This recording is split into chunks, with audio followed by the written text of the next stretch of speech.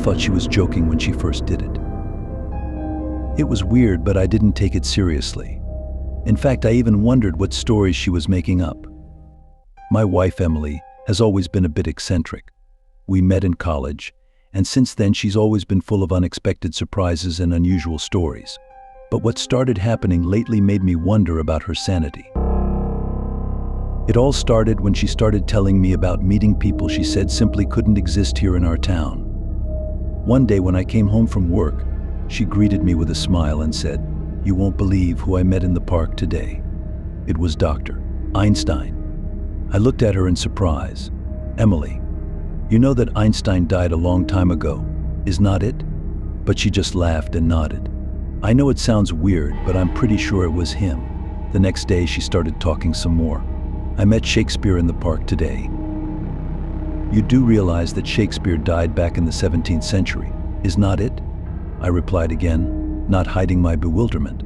But she only laughed and said that it was the real Shakespeare. He had come to her just to socialize. I remained silent, but doubts began to grow in my soul. Maybe this was just her way of diversifying our boring lives. But as similar stories repeated themselves, my doubts only grew stronger. I seriously considered dumping her if she didn't give up the prank soon enough. But in the end, it was she who dumped me. I had a hard time just accepting it. Coming home after a long day at work, I found a letter on my desk. In it, she confessed that she continued to date people I couldn't see, and that it supposedly helped her. Something in my heart broke. I froze in place reading those lines. What? How could my own wife choose mystical encounters over me? Her husband? What was I to do now? I felt cheated, betrayed, and I was seriously considering ending this meaningless marriage. I know it won't be easy, but even in my darkest thoughts, I never imagined things would turn out the way they did. A week passed, and I was still floundering between feeling resentful and wanting to get back to normal. But when I got home on one of those days, things only got worse. In the kitchen, I found Emily busy making dinner. She looked as attractive and charming as ever. She walked over to me, smiled, and kissed me on the cheek. I almost recoiled, feeling a seething mishmash of emotions inside me. "I'm sorry," she said, lowering her eyes. "I know what I did was wrong, but I couldn't just leave you like that." I didn't know what to say back.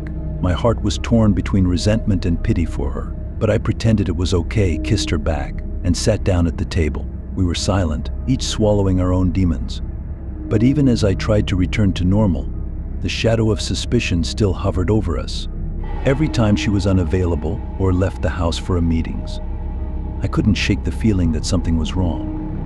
One day when I returned early from work, I found her in an empty living room talking to someone on the phone. She was so engrossed in the conversation that she didn't notice me walk in. "Yes, I understand," she said, her voice sounding strained. "But he still doesn't believe it. What should I do?" My heart clenched.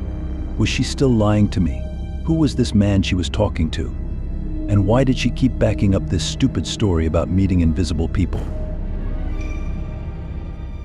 And I began searching for answers. I went through her things, intercepted phone conversations, but all my attempts to uncover the truth went nowhere. One day I even decided to follow her. I followed her from a distance when she left the house and followed her to a small cafe on the outskirts of town. There I saw her meeting a man I had never seen before. They were talking, laughing, and it became clear to me that she was deceiving me. I felt betrayed, torn, disappointed.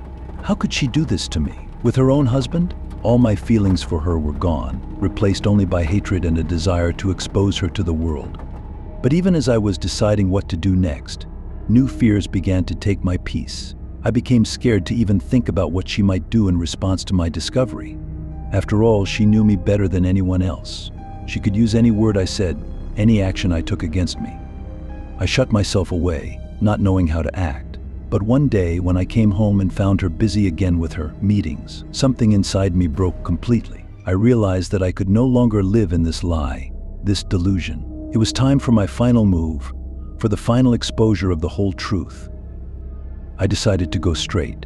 I gathered all the evidence of her deception, tapes of conversations, photographs, witness statements. I wanted her to know that I knew the truth and that she would never dare to deceive me again. When I showed her all the evidence, she first tried to deny, then admitted, then cried. but I could see in her eyes that she realized it was the end. I no longer wanted to see her, hear her, even think about her. She had become a stranger to me, just like all those mystical encounters that had destroyed our marriage. Now that she was gone, I was alone, standing in the ruins of what had once been our happiness. But I knew that this was the only way out. I could continue to live in a world of lies and deceit, or I could start over, building my life from scratch. I chose the latter. I began to search for my own truth, my own path to happiness. It was painful to leave the past behind, but I knew it was the only way I could find peace and serenity. Although I can never forget those days when I believed in miracles, I realized that the real miracle is the ability to live in the real world, accepting it for what it is.